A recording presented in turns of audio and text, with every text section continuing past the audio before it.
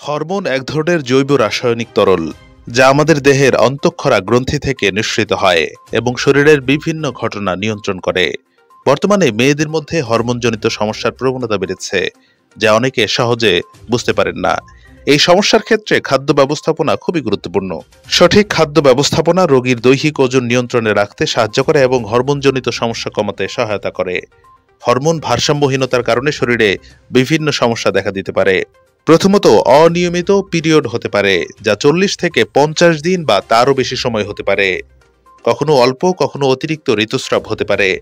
আবার মাসের পর মাস পিরিয়ড বন্ধ থাকাও অস্বাভাবিক নয়। দ্বিতীয়ত, পলিসিস্টিক ওভারি সিন্ড্রোমের কারণে নারীদের বন্ধ্যাত্বের সমস্যা হতে পারে, যেখানে ঋতুচক্রের অনেকগুলোতেই ডিম্বাণু অনুপস্থিত থাকে। তৃতীয়ত, পুরুষালী হরমোনের অধিক মাত্রায় উপস্থিতি, যা নারীর শরীরে পুরুষের মতো লোম বৃদ্ধি, মুখে বা শরীরে অন্য জায়গায় ব্রণ ইত্যাদি সৃষ্টি হতে পারে। চতুর্থত, মেটাবলিক সিন্ড্রোমে আক্রান্ত নারীদের দেহে ইনসুলিন রেজিস্ট্যান্স দেখা দিতে পারে, যার ফলে দৈহিক ওজন বৃদ্ধি, ক্ষুধা বৃদ্ধি, দুর্বলতা, স্মৃতিশক্তি হ্রাস, ঘাড়ের পেছনে বা বগলে কালো ত্বক, রক্তের গ্লুকোজ বেড়ে যাওয়া এবং কোলেস্টেরলের অস্বাভাবিক মাত্রা ইত্যাদি লক্ষণ দেখা দিতে পারে। পলিসিস্টিক ওভারি সিন্ড্রোমের রোগীদের খাদ্য তালিকায় শর্করার পরিমাণ কম রাখা উচিত। শাকসবজি, রঙিন ফলমূল এবং আমিষ জাতীয় খাদ্য প্রাধান্য দেওয়া উচিত।